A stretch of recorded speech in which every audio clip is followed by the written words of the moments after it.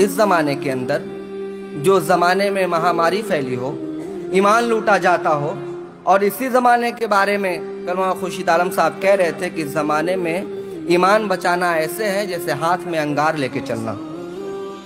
کلمہ شہادت کا ورد تم لوگ کرتے ہیں وظیفے میں، اشہد ان لا الہ الا اللہ وحدہ لا شریک لہ واشہد ان محمدا عبدہ ورسولہ۔ جس زمانے میں صبح میں آدمی ایماندار ہو دوپہر میں بے ایمان ہو جائے، دوپہر میں ایماندار ہو تو شام کو بے ایمان ہو جائے، اور شام کو ایماندار ہو تو رات میں بے ایمان ہو جائے، اور رات کو ایماندار ہو تو صبح بے ایمان ہو جائے۔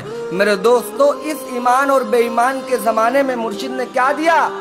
مرشد نے 5 وقت وظیفے کے ساتھ کلمہ شہادت کو دیا۔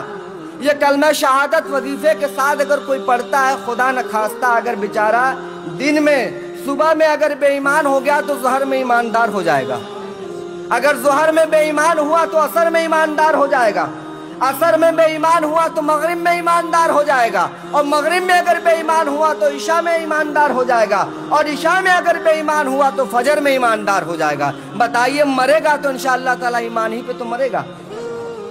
اور ایک بہت بڑی فضیلت اس مجلس کی، کلمہ شہادت ایک بار پڑھنے سے میلاد النبی ایک کتاب مولانا خورشید عالم صاحب نے جو لکھی ہے تمام حدیثوں کو لے کر کے، اس میں اس روایت میں ہے کہ ایک بار کلمہ شہادت اگر کوئی پڑھتا ہے تو 70 نیکی اس کے نام اعمال میں لکھی جاتی ہے۔ پھر آگے اس میں لکھا گیا 700 نیکی لکھی جاتی ہے، پھر آگے اس میں لکھا گیا 7000 نیکی لکھی جاتی ہے، پھر آگے ہے کہ اللہ جتنا چاہے دے دے۔ میرے دوستوں، کلمہ شہادت ہم 5 وقت وظیفہ پڑھتے ہیں، ایک بعد میں 3 بار پڑھتے ہیں، 3 × 5 = 15۔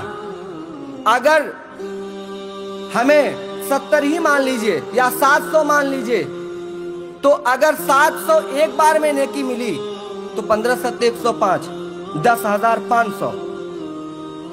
10,500 نیکی ایک دن میں اگر کسی انسان کے حصے میں جائے تو کیا ضروری ہے کہ وہ انسان اتنا گناہ کیا ہوگا؟ کوئی ایک آدمی 10,000 گناہ ایک دن میں کرے گا؟ نہیں کرے گا، مشکل ہے۔ لیکن یہ وظیفہ، یہ دربار کیسا ہے؟